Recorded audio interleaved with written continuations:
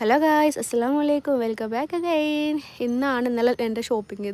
ഈ ഒരു ഡേക്ക് വേണ്ടിയിട്ടായിരുന്നു 2 ദിവസമായിട്ട് ഞങ്ങൾ ഷോപ്പിങ്ങും കാര്യങ്ങളൊക്കെ നടത്തിയിരുന്നത്. ഫൈനലി ഞങ്ങളുടെ ഗേൾസ് ഓൺലി ട്രിപ്പ് ഇവിടെ തുടങ്ങുകയാണ്. KSRTC ഡിപ്പോയിൽ പോയപ്പോഴാണ് ബസ് അവിടെ നിന്നെല്ലാം കയറേണ്ടതെന്ന് അറിഞ്ഞത്. പക്ഷേ നമുക്ക് വേണ്ടിയിട്ട് KSRTC ഇവിടെ വന്നു ഗായ്സ്. എങ്ങനെ വെച്ചാൽ KSRTCക്കാർ പറഞ്ഞു ഡിപ്പോന്ന് വണ്ടി വിളിച്ചിട്ട് ഇങ്ങോട്ട് വരുത്തിച്ചിട്ട് പോകാമെന്ന്. അങ്ങനെ ആദ്യമായിട്ടായിരിക്കും KSRTC നമ്മളെ വന്ന് കൊണ്ടുപോകുന്നത്. അങ്ങനെ എല്ലാവർക്കും സീറ്റൊക്കെ കിട്ടി. ഡിപ്പോന്നായതുകൊണ്ട് തന്നെ ഞങ്ങളെല്ലാവരും സീറ്റൊക്കെ പിടിച്ച് ഇരിക്കുകയാണ്. ദെൻ നമ്മൾ ഫൈനലി ഒരുപാട് വർഷങ്ങളായിട്ട് ഞങ്ങൾ പഠിച്ചപ്പോഴേ ഞങ്ങളിങ്ങനെ പറഞ്ഞു നമുക്ക് ട്രിപ്പ് പോകണം. പക്ഷേ പല കാരണങ്ങളുകൊണ്ട് അത് മുടങ്ങി. പക്ഷേ ഇതിൽ കുറച്ച് ആളുകളൊന്നുമില്ല. ഞങ്ങളവരൊക്കെ മിസ് ചെയ്തിരുന്നു യാത്രയിൽ.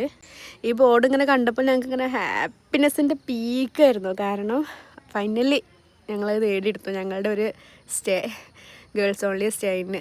ദെൻ ഞങ്ങൾ ഇവിടുന്ന് പാട്ടും പരിപാടിയൊക്കെ ആയിട്ട് ഇവിടുത്തെ കണ്ടക്ടർ, ഈ ബസ്സിൽ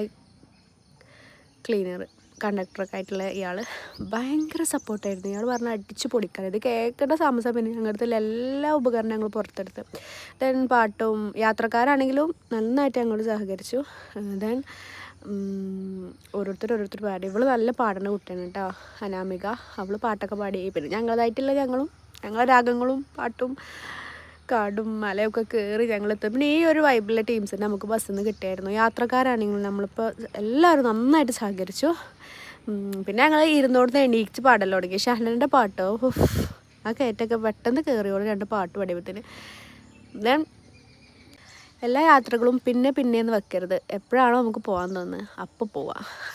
അങ്ങനെ ഞങ്ങളങ്ങനെ മല കയറി, കാട് കയറി, കുന്ന് കയറി. ഫൈനലി ഞങ്ങൾ ആഗ്രഹം ഇതൊന്ന് വോയിസ് ഓവർ കൊടുക്കുമ്പോഴും എൻ്റെ കണ്ണിൽ കൂടെ അതിങ്ങനെ ആ ഒരു മൊമെൻറ്റ്സുകൾ ഇങ്ങനെ മാഞ്ഞു പോവാണ്. ഭയങ്കര പീക്കിലേക്കാണ് പോകുന്നത്. ഡ്രൈവറൊക്കെ നമ്മൾ സമ്മതിച്ചേ പറ്റുള്ളൂ. കാരണം അത്ര പീക്കും വളവും തിരിവും അത്ര കണ്ണിങ്ങായിട്ടാണ് അയാളൊരു ജസ്റ്റ് ശ്രദ്ധ കൊണ്ട് നമ്മൾ അങ്ങനെയുള്ളൊരു അപകടം പിടിച്ച റോഡാണിത്.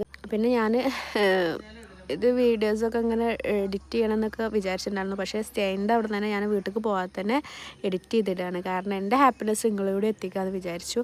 ഈ കയറ്റമൊന്നും ബസ് കയറുന്നുണ്ടായില്ല. അപ്പോൾ ഞങ്ങളൊക്കെ ഇങ്ങനെ പതറി നിൽക്കുമായിരുന്നു, എന്താ കയറാത്തത്. പക്ഷേ അത്ര പീക്ക് ഹൈറ്റ് ആയിരുന്നു. ഞങ്ങൾ ഏറ്റവും മുകളിലാണ് ഞങ്ങൾ ഇത് റൂം എടുത്തിട്ടുണ്ടായിരുന്നത്.